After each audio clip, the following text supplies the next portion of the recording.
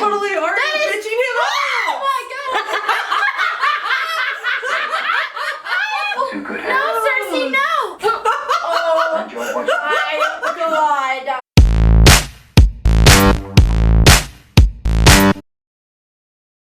Hey, I'm Chelsea. I'm Ashley. We drink and we know things.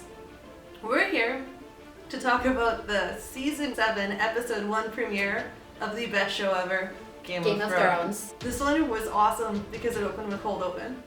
Like, that doesn't happen. I think it's happened.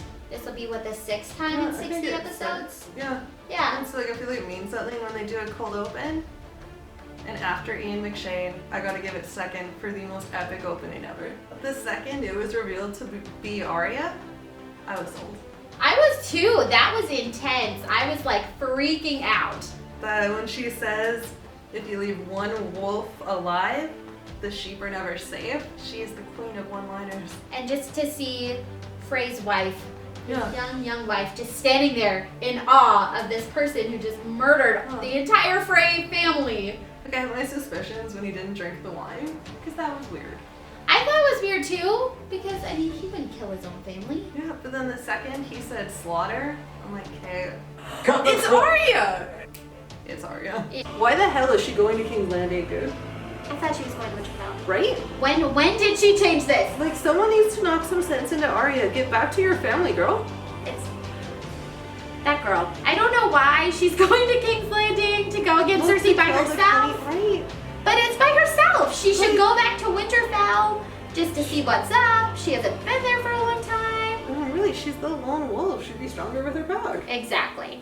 I love how it cuts to the White Walkers, just to remind us that like there is something more frightening than Cersei. This huge deadly force is on the way. With 3 giants. As White Walkers, Like, that is gonna be intense. I don't even know how they're gonna like beat that. right? Looking at it, all I could think is you're fucked. I love how we just see Bran at the wall, who yet again misses Jon.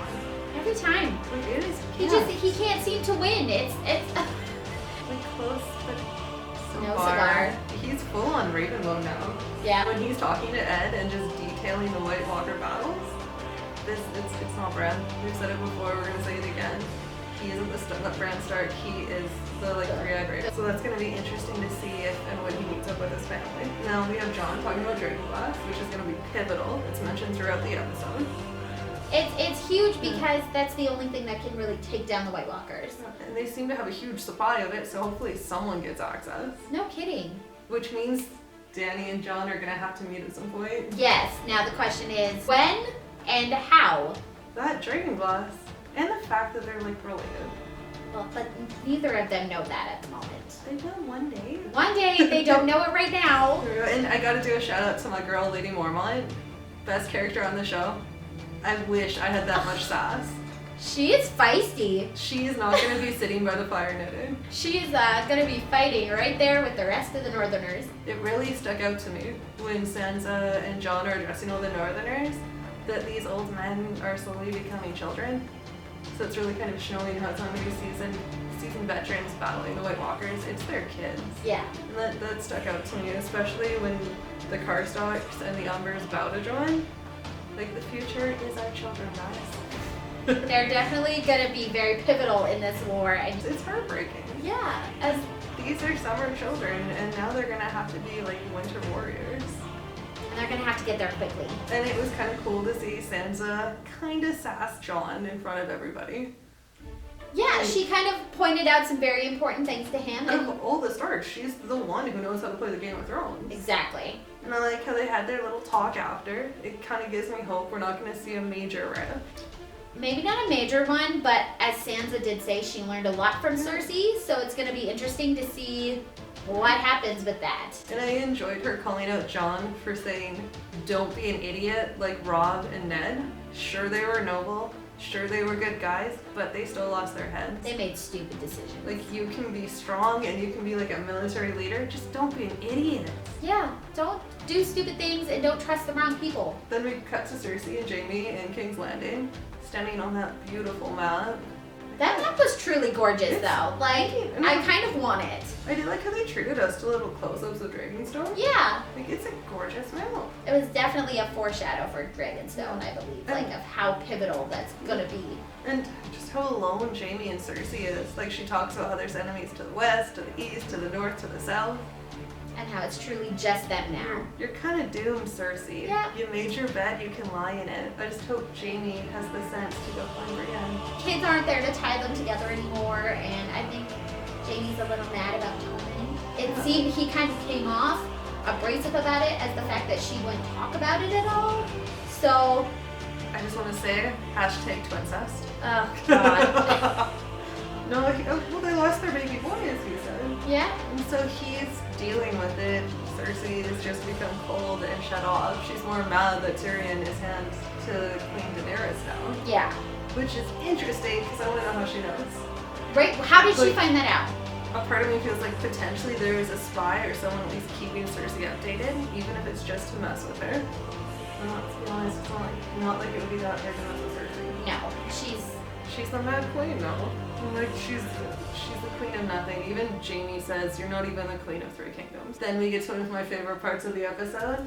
Euron Greyjoy. oh my He god. looks like he's out of a bad emo band. He really does. What was with the eyeliner? It was And like the stars excessive. on his jacket? Like, Yeah. come on, bro. It was excessive. This show can tell us that he's a creep with his gorgeous handlebar mustache. Oh, You yeah. know he oils. We know this. Totally. So he meets up with Cersei, offering his services. Like, the nut jobs are banding together. They really are, and it scares me to no end. At the fact that he asked Cersei to marry him? Right? And That was out of nowhere and just totally creepy. that I knew he was gonna ask to marry her because he set out to marry Daenerys. They, like, his niece and nephew beat him there, so Cersei. But what gift is he bringing her? I don't know. Like, my money's on something to do with Dany. Like a dragon head or Dany's head. So, like, I think they're trying to tell us that Dragonstone is going to be the big battle this year. Like, and we'll see it in the second last episode, potentially. Like, I could be wrong. But I'm looking forward to some Lannisters getting roasted by some dragons. And now, my least favorite part of the show. Sam and his shit. What was up with that? I don't It understand. was so out of place for a game like Game of Thrones. Right? And not just the shit, but like And the it- whole body part thing. It and just just kept like, going. it was gross. Like, why did we need so much Sam? I don't understand. Well, it was the worst montage I've ever seen. I couldn't even watch it. Like, As it you was- saw, I had my yeah. eyes covered. I could not deal with it because Like- I was gagging myself. It was disgusting. I get that we need Sam. He's the one that's gonna help educate us on White Walkers. Like, it's cute. He needs to learn how to steal. Like, pro tip. Oh my god, he's Pro tip, so guys. loud. If you're gonna go steal keys, try and be quiet. Pick them together. No clinks. Hashtag no clinks. And so like, I get it. He's learning about White Walkers. Cool. And and he showed us Jorah. Cool. Moving on, Ash. Brienne Tormund. Oh my god. I thought it was awesome when she was teaching Pod how to sword fight. Yeah. And he was pretty much getting his ass kicked. And Tormund comes out and just gives like this awesome smile. And then he's like, you're lucky. Tormund, hashtag future husband. Right? Oh, he's just so I love that amazing. guy. And you can tell he just has the biggest crush on Brienne, and it's amazing. It's adorable. And then we get to see more Littlefinger being a creep with his creepy creep voice. We get it, he's bad. We know he's trying to sow dissent. I feel like his voice has gotten more creepy this He year. cannot hold an accent to save his life. No. It's one of my biggest pet peeves with the No. show. As much as I hate seeing Littlefinger be a creep, it's like a nice reminder that they got Winterfell because of him in the Knights of the Vale. Yeah. And Sansa knows that he wants something. She knows what he wants. It's gross. Now, like, another gripe I had with the episode, Ed fucking Sheeran. Why?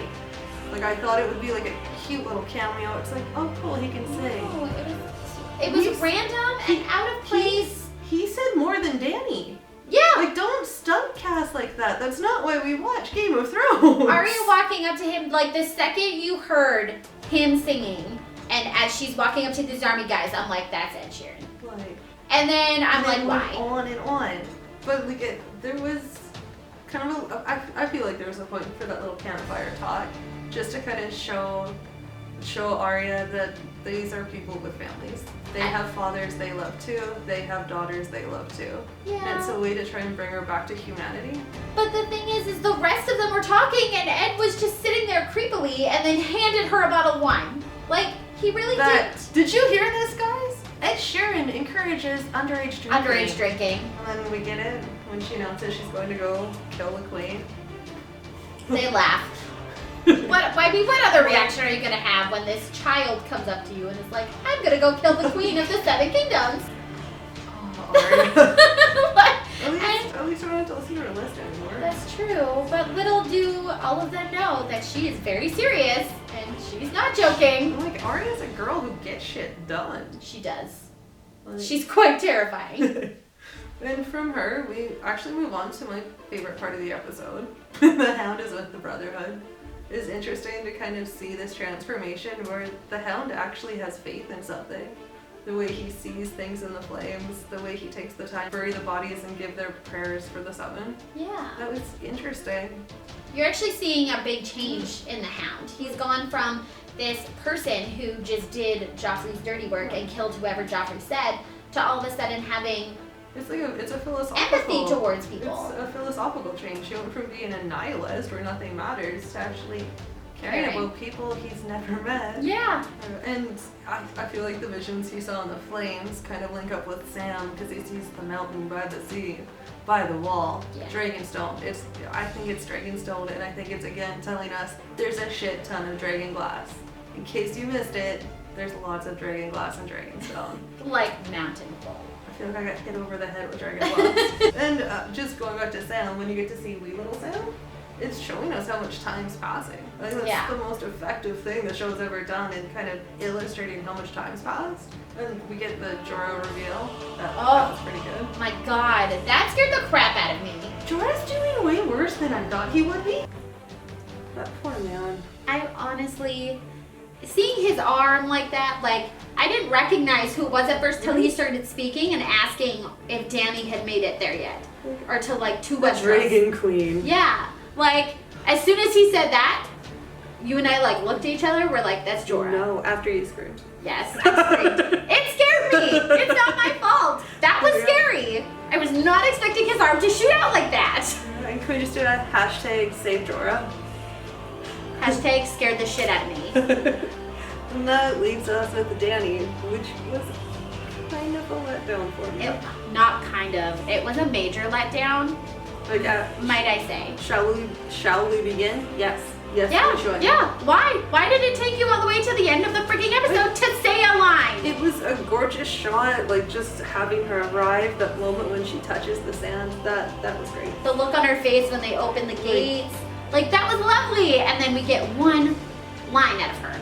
I wanted more, but I'm greedy. I always want more Game of Thrones.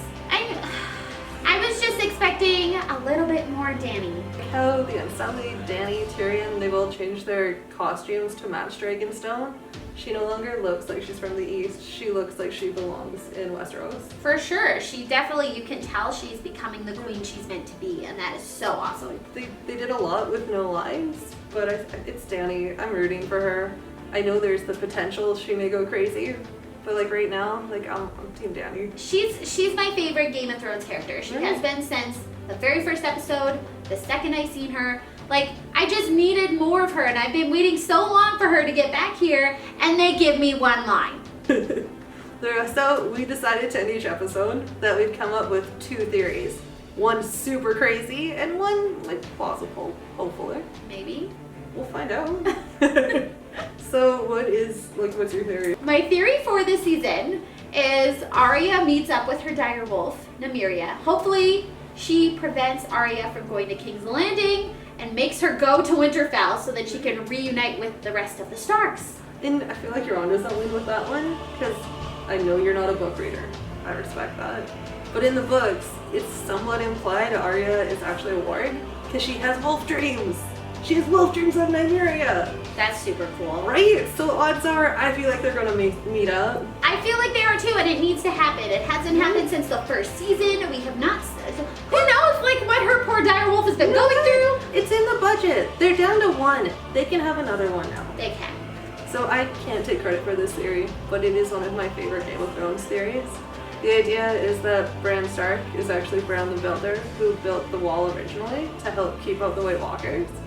And I feel after seeing him in this episode owning being the Three-Eyed Raven, after watching him transform through time last season, I feel like it's getting more and more likely that he could have helped build the wall. And does this mean that it's all happened before and it's all going to happen again? It would feel cyclical. Well, we have seen him affect time before, so I feel like that could actually be very possible. And again, not my theory, I will not take credit for it, it's just one of my favorite. That's actually a really cool theory. Right?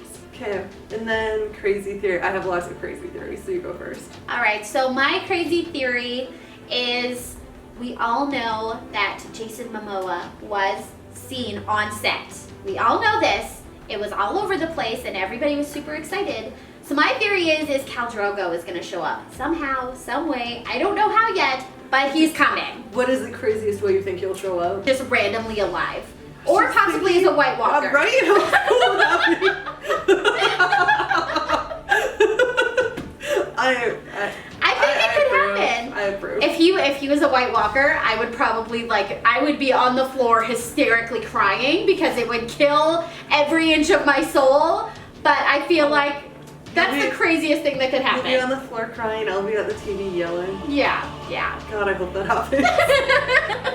Okay, and for my crazy theory, Sansa and Jon are getting married. Oh dear Lord. Not this again. I just say it to bother you. Come on, they are the perfect package. No. They are not No. technically brother and sister. I'm just saying. They're not brother and sister, no, but he is going to marry his aunt. She's the brains, he's the brawn. It's the perfect combo, and she can keep him in check.